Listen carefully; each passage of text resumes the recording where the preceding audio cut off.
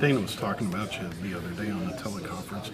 How'd you get started really in this business? I know you were a quarterback. Yeah, whole family is a bunch of coaches. My grandfather was a football coach, dad was a football coach, obviously, and I went to Southwest Missouri State and now Missouri State, and wanted to, my dad told me to get into a different business, and I ended up being a coach. I had an opportunity to go work for Gus Malzahn and Todd Graham at University of Tulsa. I went a year there, and my brother was at University of Houston coaching full-time at the time. He was at Oklahoma for 3 years, and Kevin Sumlin took him to Houston, and then that was how the connection came with me and Dana. Mm-hmm. I was actually going to get into high school coaching after that first year at Tulsa, be with my dad, and my brother said, come check out Dana Holgerson and Cliff Kingsbury and these guys, and the rest is history from there. Right. So that's kind of how the progression of the career started. And the coaching aspect, I mean, when did you get the bug for that? When I was little, you always grow up wanting to be like your father. So, I was in the offices, I was in the locker room my entire life. So, I could tell you linebacker run fits when I was in third grade. That's of the defense that my dad was running at the time. So, that's kind of where you kind of get it. You want to be like your dad when you grow up. And, that's kind of how it led to it. Dana said he liked the mindset of where guys were at after the loss. What's your take just on bouncing back, trying to bounce back? I think they're anxious to get back out there again. That's a tough game that they played. We knew it was going to be a battle. It's obviously it was college game day for a reason, and they're a competitive group of guys. Obviously they want to win. I think they've got a bad taste in their mouth right now, and hopefully that they can approach this week, do all the little things right. That's the thing that we've been preaching all week.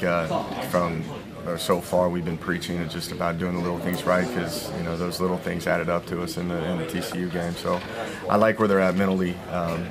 Physically, I think we came out pretty healthy. So it's whether or not just they can get the right mindset to get back out there Saturday and compete. I'm sure you've already talked about it, but what sticks out to you in the improved aspect of Texas Tech defensively this year? I think they're very sound. I think the way they play their ends and how the scheme that they have, they eliminate a lot of your playbook, and they turn it into one-on-one battles, and that's the key this week, is that we've got to go out there and compete and win the one-on-one battles. And I think they've done a great job recruiting. They filled the voids with junior college and transfer guys to get what they want in there. So you can see that they've got a lot of confidence. They're flying around. They're creating a lot of turnovers. So we've got a tough test ahead of us. And I know it's just one loss in the Big 12, but the weekend of the Big 12, Iowa State beating Oklahoma, just kind of shows the type of league it is, right? Yeah, the parity of this league. It's crazy how similar it is. That was kind of the message that Dana had after the game too. Obviously we wanted to win that game, but you look at it like I don't think anybody's going to go undefeated throughout this league. So there's really a thing about just taking it one game at a time, and there's a lot that could happen in this league. So it's going to be interesting to see how it all plays out.